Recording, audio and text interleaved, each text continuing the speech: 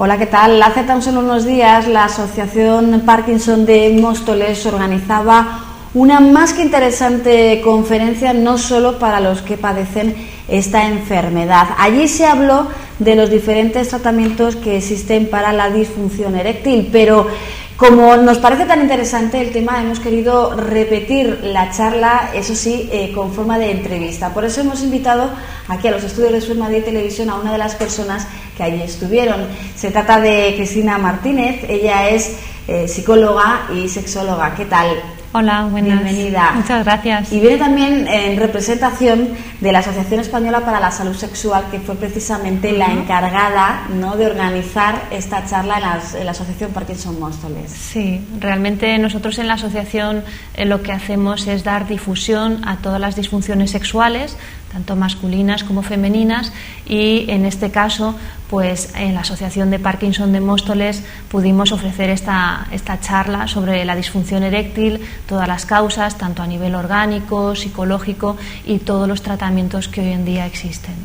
Sí, porque bueno, ¿qué tal se desarrolló esta charla? Es decir, ¿fue acogida con interés por los presentes? Porque incluso la propia presidenta me decía, bueno, está organizada para los socios de este colectivo, pero vale para los socios de cualquier otra asociación de diferentes enfermedades, ¿no? Claro, realmente es un tema que afecta a todos, ¿no? Porque la sexualidad nos afecta a todos, tengamos o no tengamos una enfermedad, pero si ya estamos hablando de una asociación que puede tener, o sea, de un colectivo de enfermos que puede tener una mayor predisposición a tener algún problema sexual, pues eso va a afectar más y todavía pues crea un mayor interés, ¿no? Y de hecho ese día así fue, porque realmente había muchas personas de la Asociación de Parkinson, pero también acudieron otras personas de asociaciones vecinas y que están ahí también, pues sabían que era lo que íbamos a hablar ese día, ¿no? De todas formas es un recurso muy utilizado por vosotros desde la asociación, ¿no?, este tipo de charlas. Sí, nosotros tenemos dentro de las actividades de la asociación una labor muy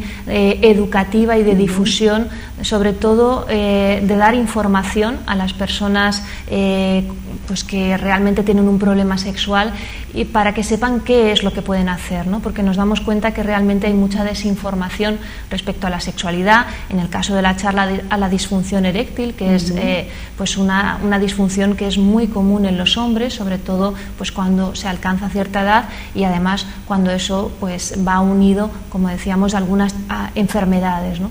Entonces nuestra labor se basa en dar la mayor información y orientación posible para que las personas sepan que existen soluciones, que existen tratamientos, y que bueno, pues siempre uno cuando se enfrenta a un problema así pues tiene que consultar con el médico, en este caso con el urólogo, y buscar la solución más adecuada, ¿no? Bueno, vamos a ir viendo fotografías precisamente de ese evento, de esa charla, que además fue grabada por nuestros compañeros de Sur Madrid Televisión, con lo cual ustedes ya hace unos días pudieron ser testigos de esta charla íntegra, con lo cual interesante el tema que se trató, lo hemos demostrado. Pero ¿qué procura, qué busca esta asociación?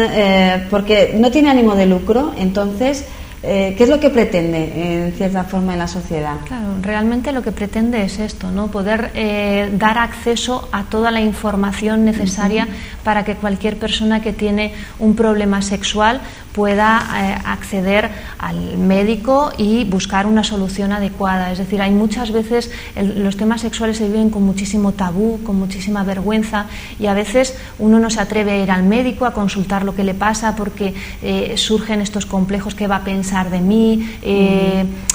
Total, a lo mejor no es tan grave. Entonces lo vamos dejando, y nosotros en la asociación nos encontramos que hay muchas personas que nos llaman, porque tenemos un teléfono también de atención al paciente. Lo estamos viendo además ahora en estos momentos. Y hay muchas personas que nos llaman y es la primera vez que consultan, y a lo mejor llevan años con el problema y no se atreven ni siquiera a ir al médico y a decirle: me pasa esto, ¿no? Entonces nosotros somos un poco ese puente de conexión entre el paciente, que en muchos casos casos puede estar avergonzado, desorientado, acomplejado, sin saber muy bien qué hacer. Somos ese puente entre esa situación que está viviendo el paciente y el médico, en este caso el urólogo, que es el que realmente le va a poder decir cuál es el tratamiento más adecuado, ¿no? Claro, pero que no es un centro de consulta la asociación, es decir, ahí no les vais a resolver los problemas, claro, les vais a ayudar a canalizarlos, ¿no? Claro, esto es muy importante también, ¿no? Porque hay personas que nos llaman y nos llaman para pedir cita. No somos un centro al que las personas puedan acudir a pedir cita,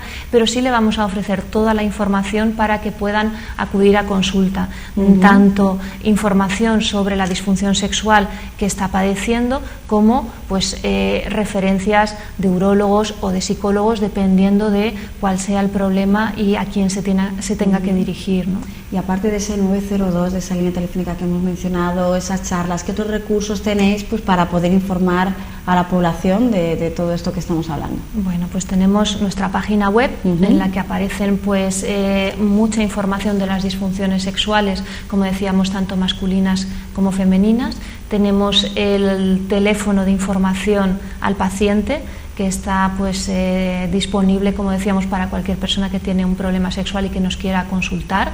Y tenemos también el correo electrónico, es decir, son 3 vías de acceso, como decía, pues para que las personas tengan toda la información, la orientación y a veces también encuentren esa motivación para dar el paso y para finalmente acudir al médico, ¿no? Que quizás es lo más difícil, ¿no? Lo estamos hablando, lo ha dicho, es un tema tabú, incluso entre la propia pareja, ¿no? Claro, a veces en la propia pareja es difícil. Un hombre, por ejemplo, que tiene un problema de disfunción eréctil, trata muchas veces de no comentarlo, incluso de evitar las relaciones sexuales, incluso de aislarse porque se siente acomplejado. No podemos olvidar que, por ejemplo, la disfunción eréctil es algo que afecta muy directamente a la autoestima de un hombre. Entonces, cuando un hombre se encuentra ante este problema, si no se atreve a comentarlo a la pareja, lo que va a ocurrir es que se va a aislar cada vez más, se va a sentir más acomplejado, más obsesionado. A veces las personas tienen pensamientos recurrentes de voy a volver a fracasar, me va a volver a ocurrir. Entonces todo esto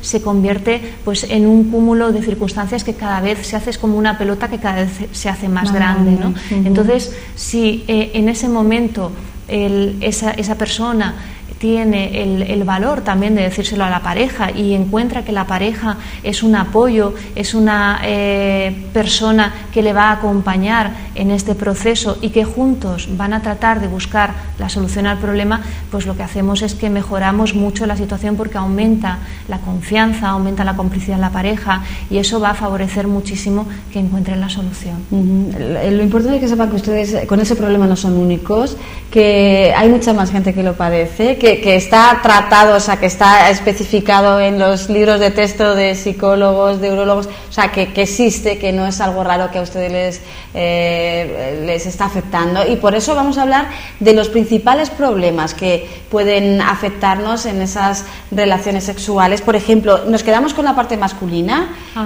ya hemos avanzado un poquito de la disfunción eréctil y quizás el problema entonces más frecuente entre los varones. Es uno de los problemas más frecuentes. La disfunción eréctil, en España hay como 500.000 de españoles que tienen un problema de disfunción eréctil severa, ¿no?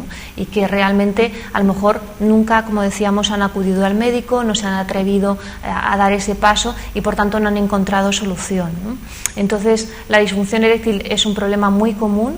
Lo que sí es verdad es que también podríamos diferenciar cuando estamos hablando de una disfunción eréctil que tiene unas causas orgánicas y que debe ser tratada a través del urólogo y de un tratamiento específico, y cuando estamos hablando quizá de una disfunción eréctil que puede ser más psicológica, emocional, que es más frecuente también en los hombres más jóvenes, está más relacionada con la ansiedad, con ese pensamiento del que comentábamos antes de anticipación de fracaso, de que me va a volver a ocurrir, esos miedos, esas autoexigencias que muchas veces uno tiene a la hora de pues ir a la relación sexual, ¿no? Con lo cual esos factores influyen, como decía, a nivel psicológico y emocional, y luego hay muchísimos casos que son de causa orgánica. A medida también que se aumenta en edad, hay muchos más factores de riesgo a nivel orgánico: la diabetes, el colesterol, la hipertensión, determinados medicamentos, que a veces hay personas que no saben, están tomando una medicación